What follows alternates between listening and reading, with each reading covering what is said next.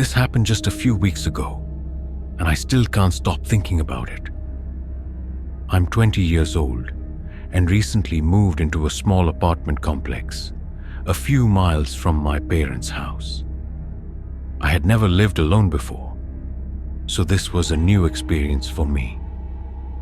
The building had 3 floors and 6 apartments in total.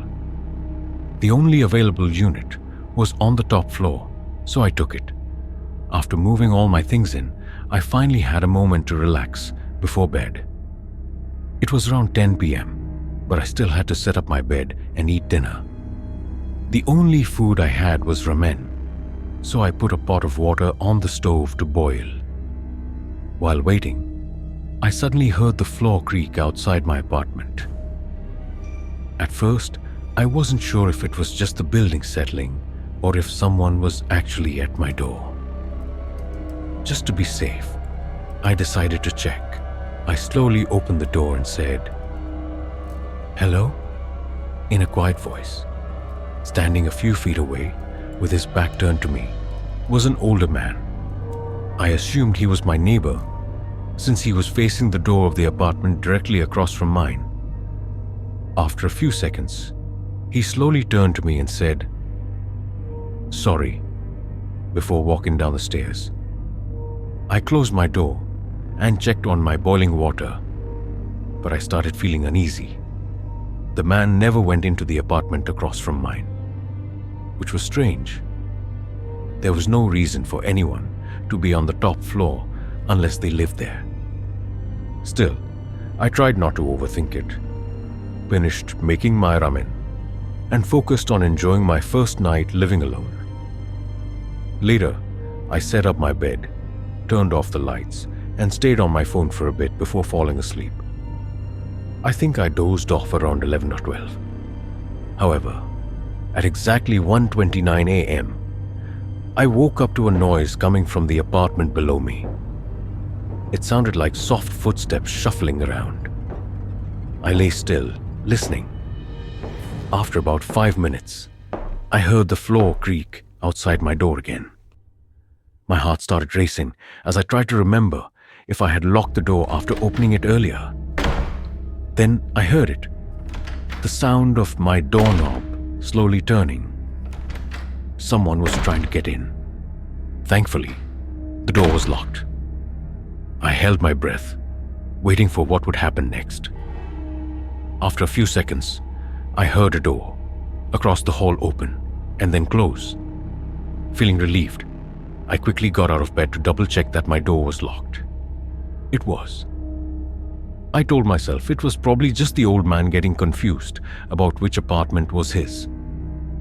After that, I went back to bed. The next morning, I woke up to loud knocking on my door. When I opened it, 2 police officers were standing there. They asked if I had noticed anything strange last night or if anything was missing. Apparently, 2 apartments had been robbed overnight, both because the tenants had forgotten to lock their doors. I told the officers everything, and they thanked me before heading downstairs. I don't know if they ever caught the guy, but nothing strange has happened since. Even so, the whole situation still gives me chills. I can't stop thinking about what might have happened if I had forgotten to lock my door that night. When I was about 10 or 11 years old, my house was at the end of a quiet neighborhood road that bordered a big forest.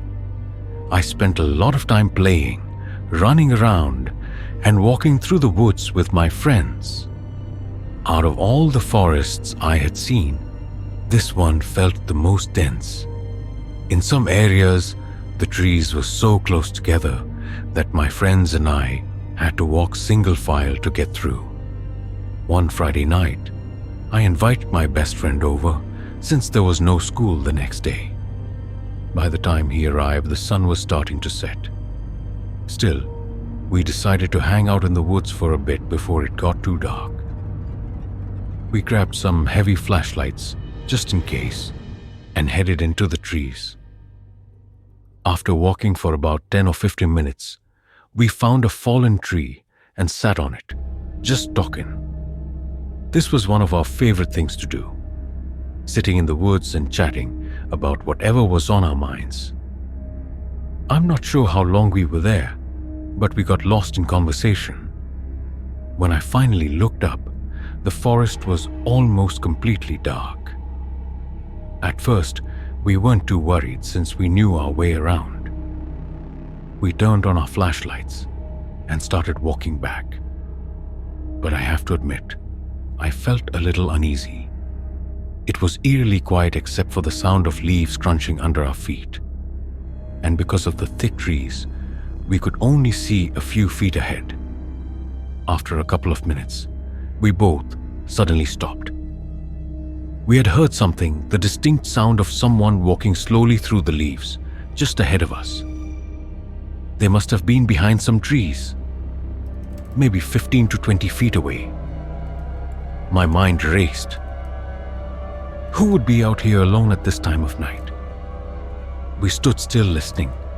The footsteps started fading, as if the person was walking away, but then they stopped.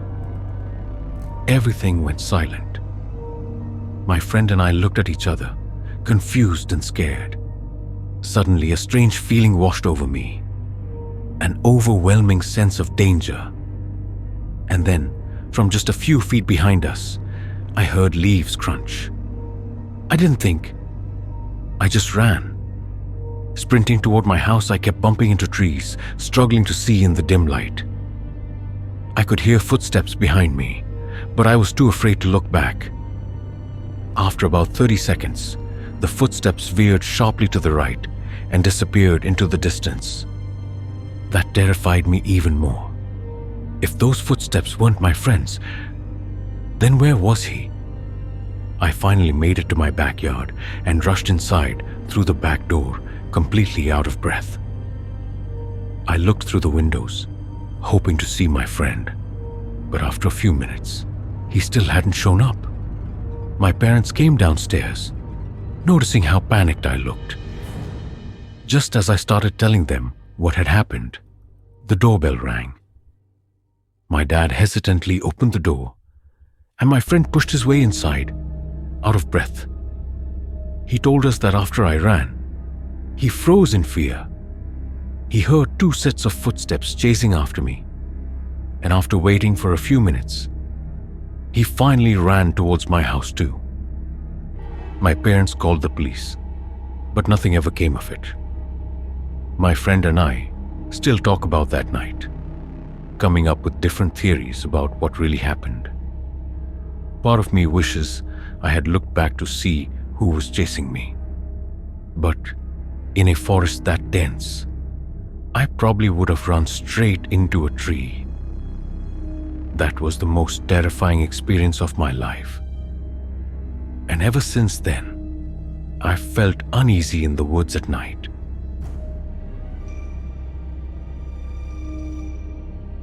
It was a Saturday night, and my friends and I were getting ready to go to a local bar for music night.